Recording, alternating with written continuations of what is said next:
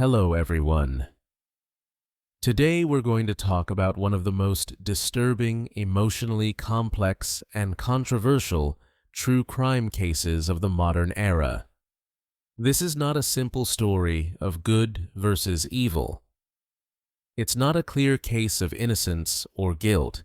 It's a story about abuse, control, identity, and a crime that many people still argue about to this day.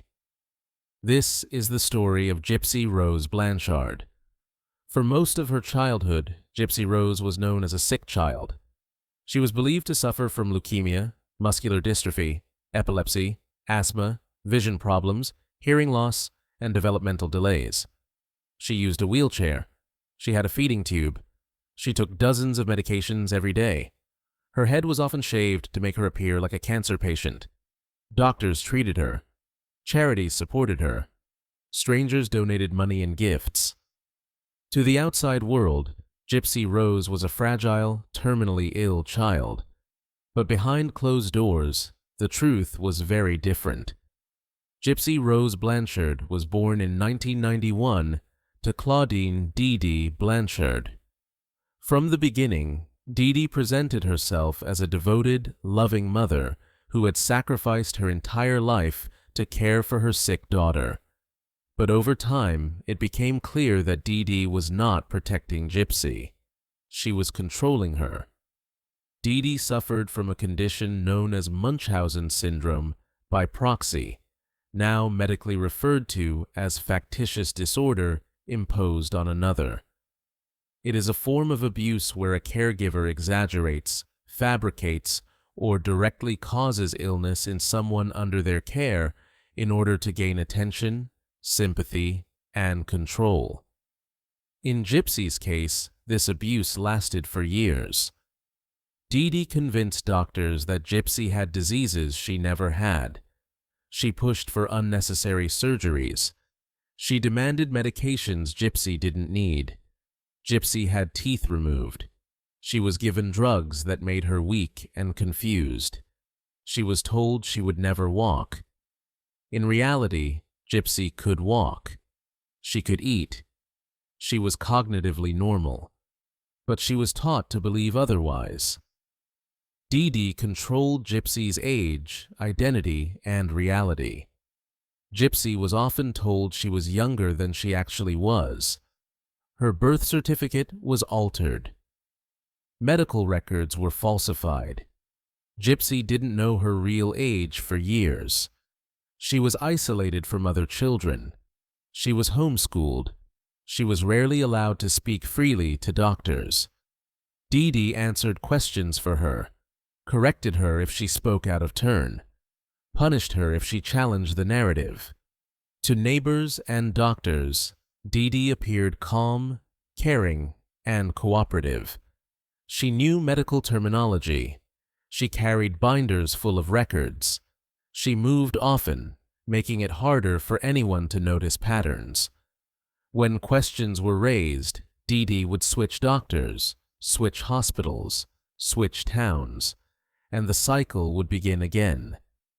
Gypsy grew up in a world where disobedience meant punishment. When she questioned her medications, she was threatened. When she tried to tell doctors the truth, she was silenced. At one point, when Gypsy attempted to run away with a man she met at a convention, Dee Dee found her and dragged her back home. Gypsy later said her mother threatened to smash her fingers with a hammer. She was tied to a bed. Her computer was destroyed. Gypsy learned that escape was dangerous. For years, Gypsy believed she had no way out. She believed that if she told the truth, no one would believe her. After all, everyone believed her mother.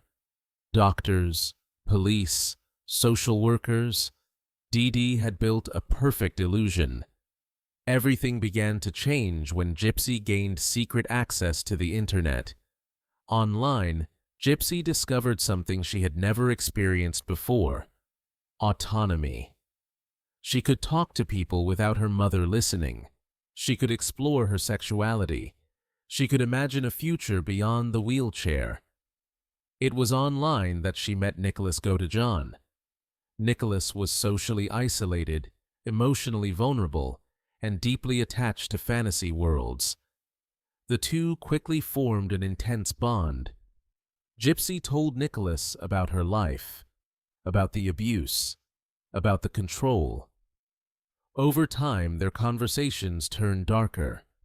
Gypsy began talking about escape, about freedom, and eventually about murder. Gypsy believed her mother would never let her go. She believed the only way to be free was for Dee Dee to be gone forever. According to Gypsy, she asked Nicholas to kill her mother because she felt trapped and powerless. Nicholas agreed. In June 2015, Nicholas traveled to Missouri. That night, Gypsy hid in the bathroom while Nicholas stabbed Dee Dee Blanchard to death. After the killing, Gypsy and Nicholas fled together. They were caught a few days later. When police found Gypsy, the truth shocked everyone. The wheelchair-bound sick child could walk. She didn't need a feeding tube. She didn't have cancer. The story that had fooled doctors and charities for years collapsed overnight. Dee Dee was no longer seen as a devoted mother. She was exposed as an abuser. But the case became far more complicated. Yes, Gypsy had been abused. Yes, she had been controlled and isolated. But she had also helped plan a murder. So where does responsibility lie? Gypsy pleaded guilty to second-degree murder and was sentenced to 10 years in prison. Nicholas Godejohn was convicted of first-degree murder and sentenced to life without parole. The difference in sentences sparked massive public debate. Some believed Gypsy deserved leniency because of her abuse. Others believed she manipulated Nicholas and escaped harsher punishment.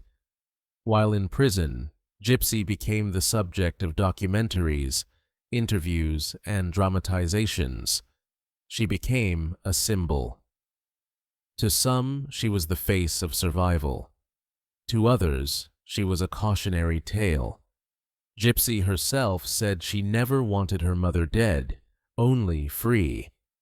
But freedom came through violence.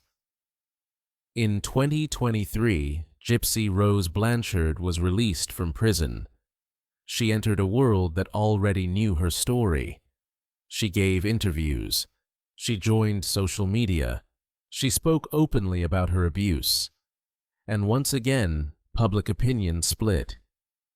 Some people celebrated her release. They believed she had paid enough for a childhood she never chose. Others were uncomfortable with how quickly she became a public figure. They questioned whether she showed enough remorse. They asked difficult questions. Was Gypsy Rose a victim with no escape? Or did she learn manipulation from the person who raised her? Can someone be both a victim and a perpetrator? Does long-term abuse change moral responsibility? This is why the Gypsy Rose case refuses to fade away, because it forces us to confront uncomfortable truths.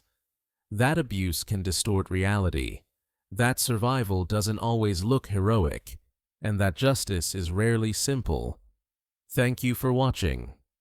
If you believe true crime stories should ask difficult questions instead of offering easy answers, subscribe to Midnight Truth, because some cases don't end with closure, they end with debate.